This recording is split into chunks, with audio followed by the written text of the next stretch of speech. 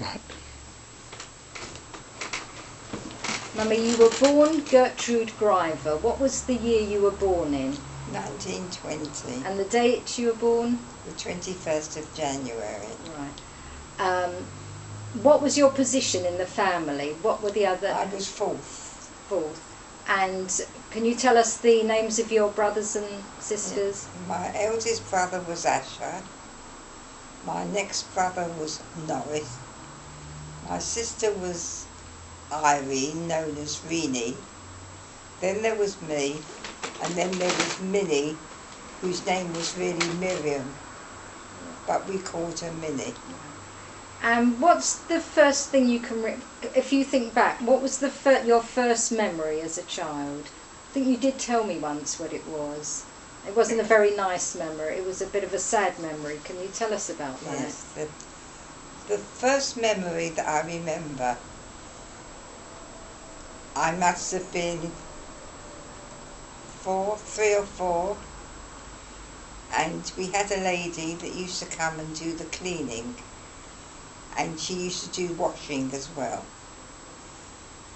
And she was doing the washing, and she looked into the kitchen, and on the kitchen we had a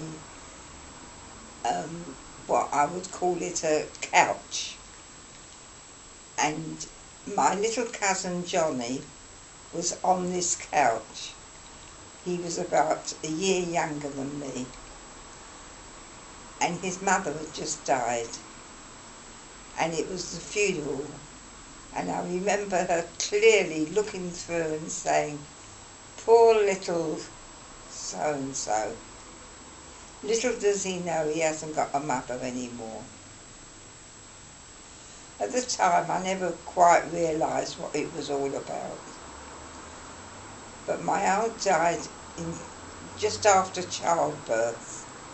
She'd had the baby, and I remember my mother going to see her in the hospital, and I remember my mother coming home, and after, because in those days there was no telephones or any communication other than the policeman coming round. And I remember a policeman knocking at the door and asking for my father. And they told that my aunt had died, and my mother couldn't believe it because she saw her only a couple of hours before.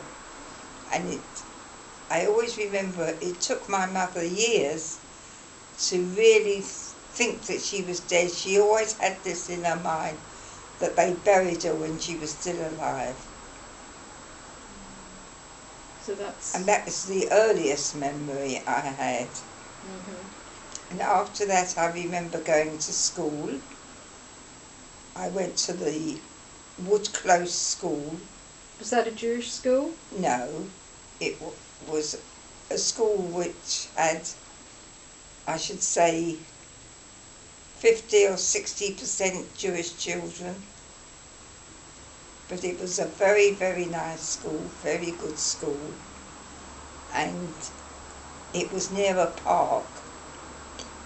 And my mother used to come in the summer. My mother would come and bring sandwiches. And my mother would never let us play out in the street with all the other children. But she used to take us to the park, and we used to play in the park and have these, it was mostly jam sandwiches. And then we used to go home, and my mother gave us supper, and we went to bed. That would be all 5 children doing that together? Well, no, that was the girls. The boys were older, and they were already at another school. So was it hard to be Jewish in those days? Was it a problem with, say, leaving school early on a Friday? Oh, no, we had what we called Double session. double sessions. And double sessions was, instead of having nearly 2 hours for lunch, we only had an hour, or maybe I think less.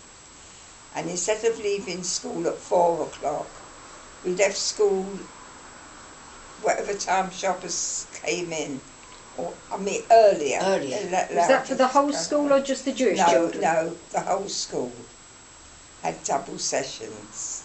They used to call it double sessions.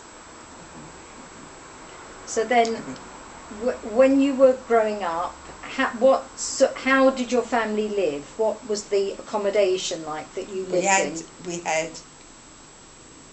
a small house. It had 2 upstairs rooms and 2 downstairs rooms, because there was no bathroom or toilet. The toilet was at the back of the yard. The yard. The toilet was at the back of the yard, and my mother used to bath us in the kitchen in a big bath. She used to fill up the bath, and the 3 girls used to have a bath in the kitchen.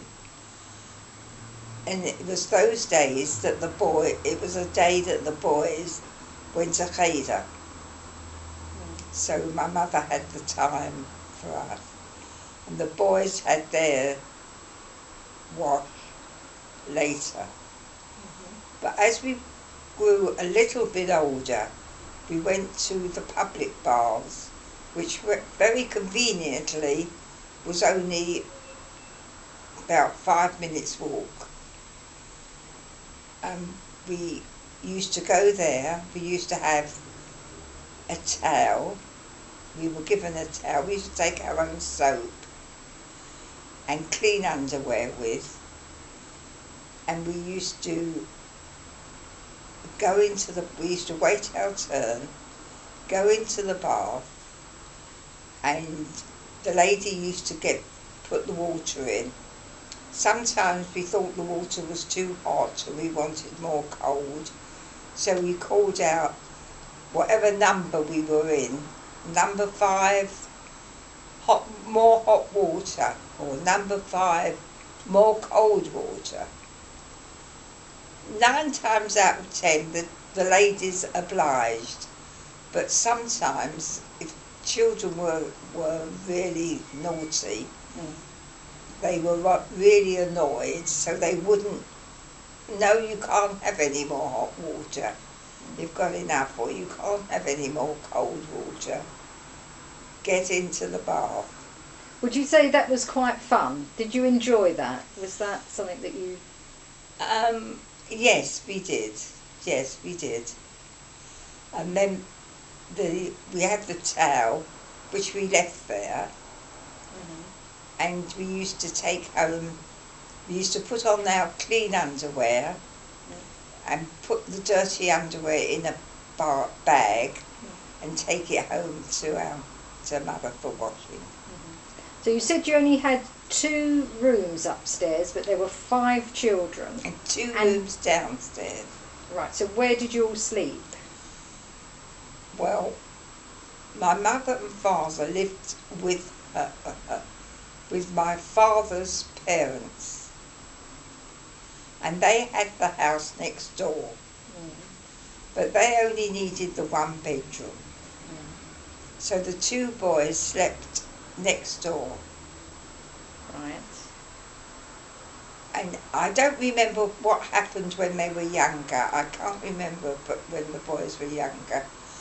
But I remember when they were getting on for teenagers, how they used to play up my mother by the hall upstairs in the house, in the 2 houses. The windows were close together, and the boys, instead of going out the front door, used to climb from one window to the other.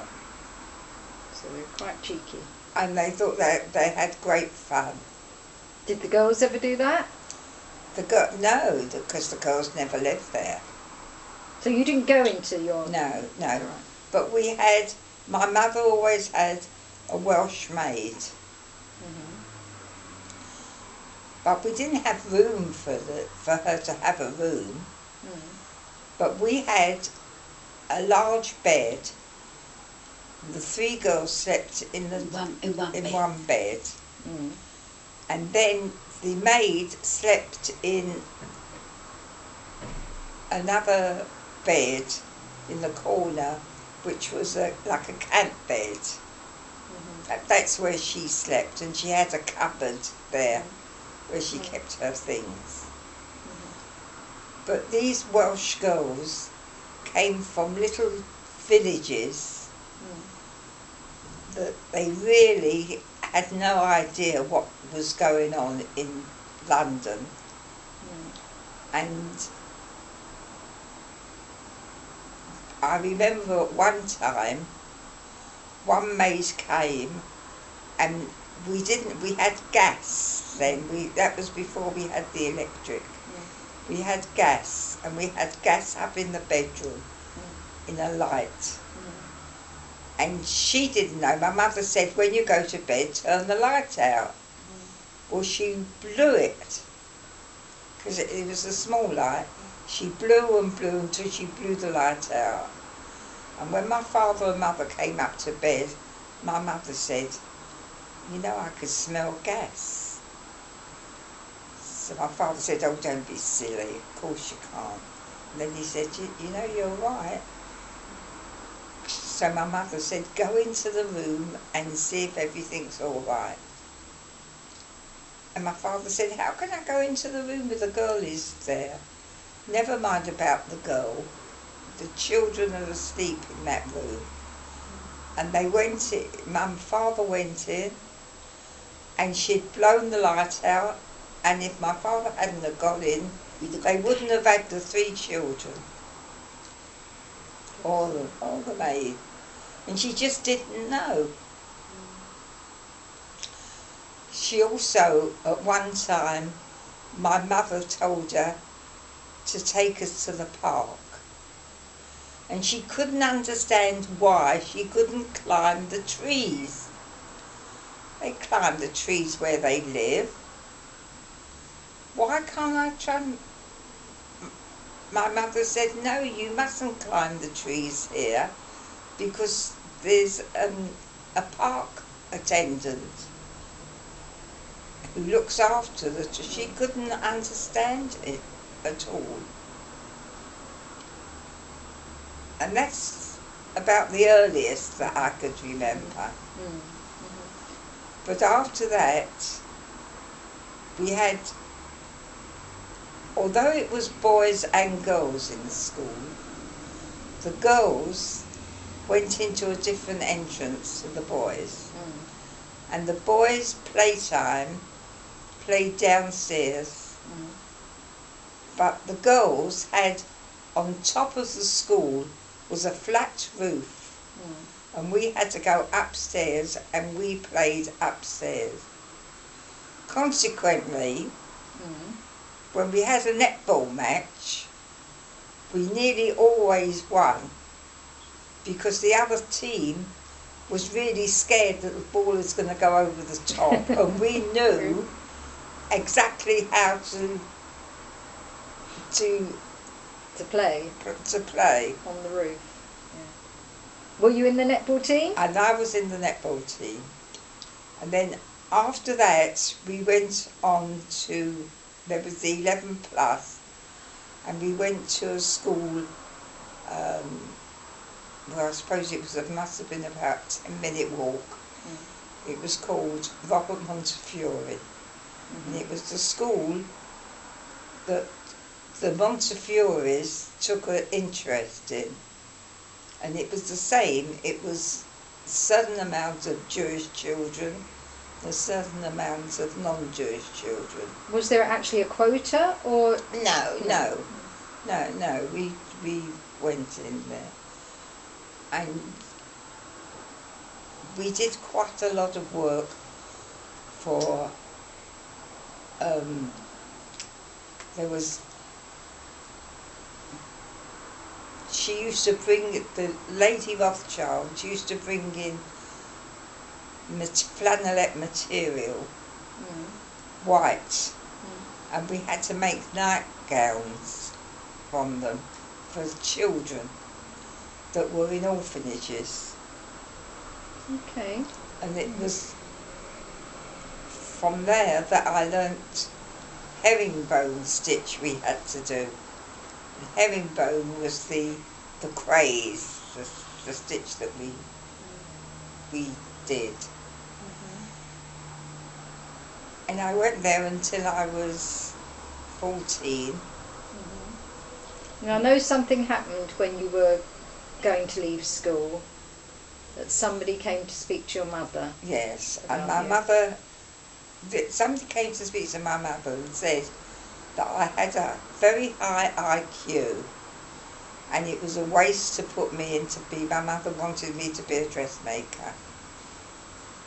No, she said she wants me to be in an office. Well, in those days it was very difficult to get early Friday. In a dressmaking place you could, because it was mostly Jewish people worked there, but not in an office. And my mother said, I'm not having her working in an office and not able to come home early on Friday. So she said, well, I could guarantee you a job. I've got a brother of mine has got a place and he will give her a job. But my mother said no. So why else do you want her to work as a dressmaker? My mother said when she gets older she'll be able to make her own clothes. And that's what I wanted to do. So they couldn't persuade my mother. So I did. Do you think your life would have been different had you gone into an office? I don't know. But I did eventually, because when I went into the ATS, the same thing happened. My IQ was higher than the average. And so they put me in an office. All the other girls were going on guns, and I was put into an office. So that's how things work. It did sort of happen. Yeah. That works out.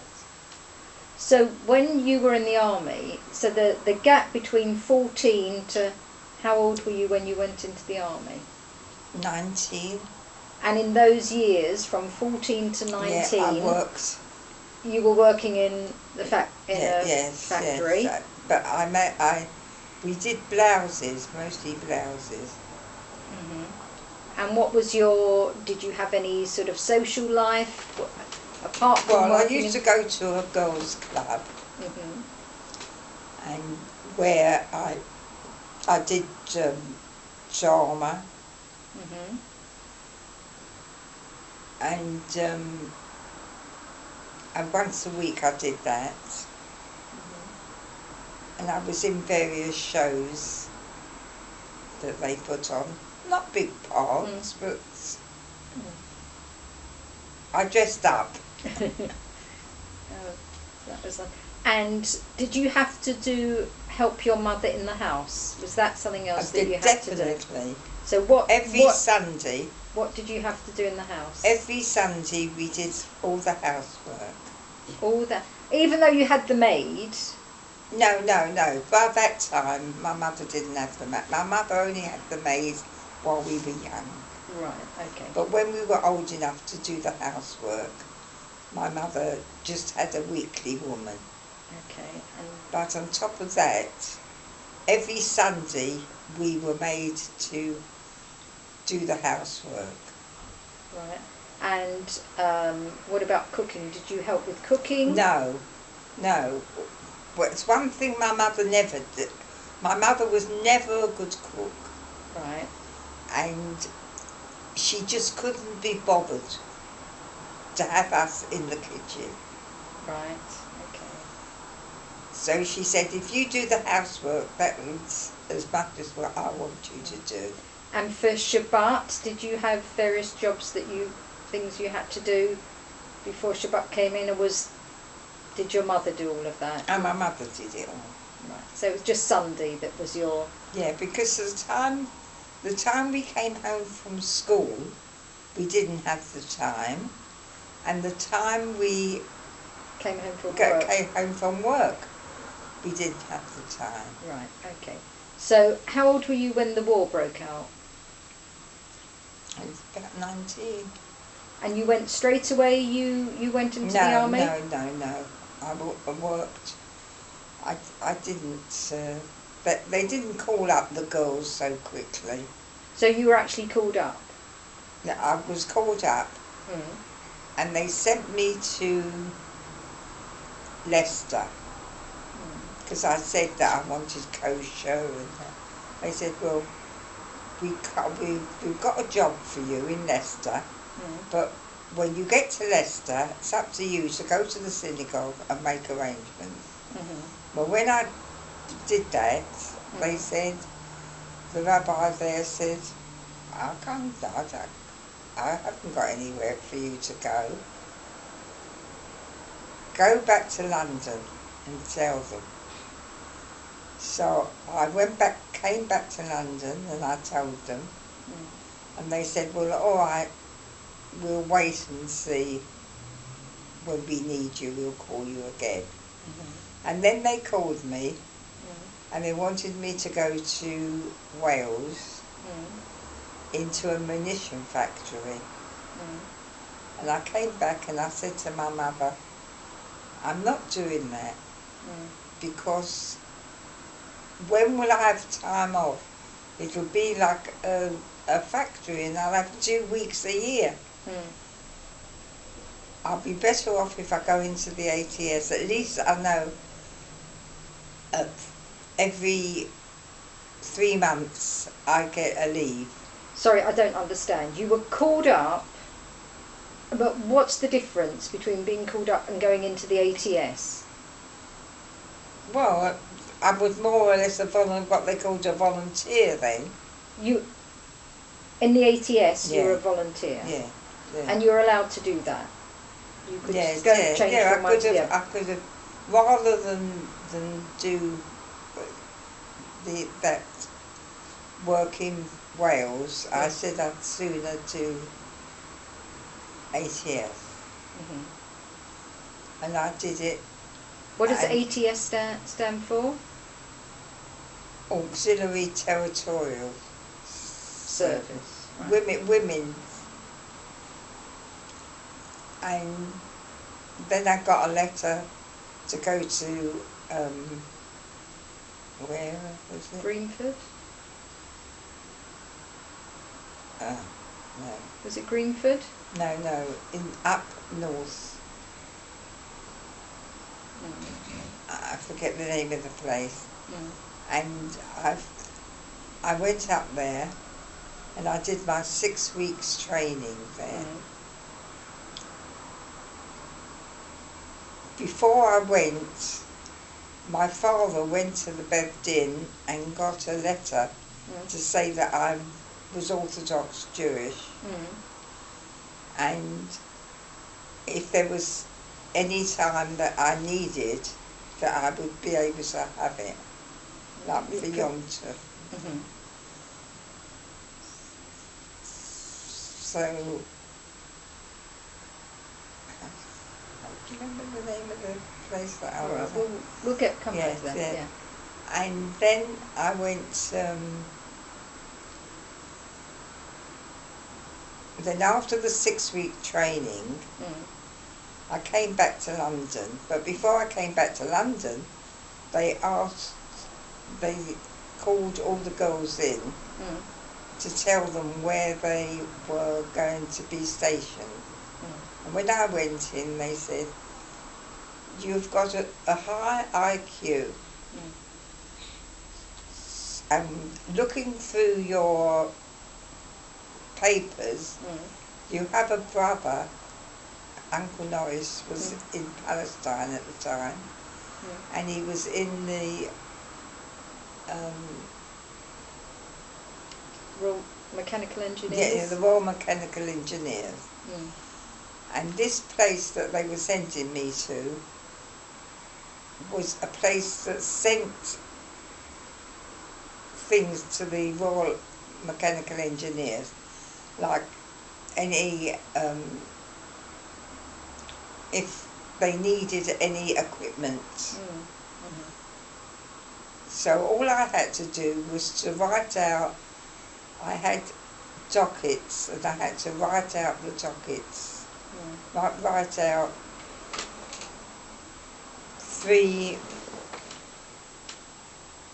maybe 3 or 4 different dockets. One was to go immediately, some of them wasn't so important, and I did that until I came out. And I think there was a story about about your eating while you were in the ATS. Yes, I couldn't, the only thing that they did send parcels to Jewish soldiers, but the things that they sent wasn't always convenient. For instance, tins of soup. Where will I open a tin of soup? But the vusht was good. They sent vusht. And I used to keep the vusht, and I used to take the vusht in and just have potatoes and greens, but no gravy or anything. And I used to sit down to eat it. And one day the commanding officer came round and she pointed to the bush and she said, "What is that?" So I said, "I'm Orthodox Jewish and that is kosher." "Oh, carry on, soldier," she said. And she never ever came over to me again. And I believe your mother was very concerned when you went to Greenford. My mother had no idea where Greenford was. Well, none of us did. I mean, we lived in Bethnal Green, which was in the East End, and Greenford was out in the country. We didn't know. But, and believe you me, Greenford is entirely different to when I went. So when I went, it was all country and the river. So how long were you in the army for? Not long. Why was that? Because I wasn't well. Why because were you of not well? eating. Because I wasn't eating. I put on weight, but that wasn't the real reason.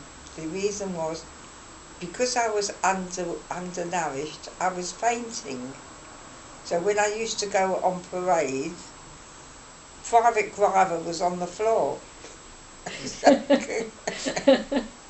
You sure you weren't just sleeping? So they took me, they sent me to a hospital, and I spoke and spoke and spoke to the doctor there, and in the end she said, it was getting towards the end of the war, don't forget, and in the end she said,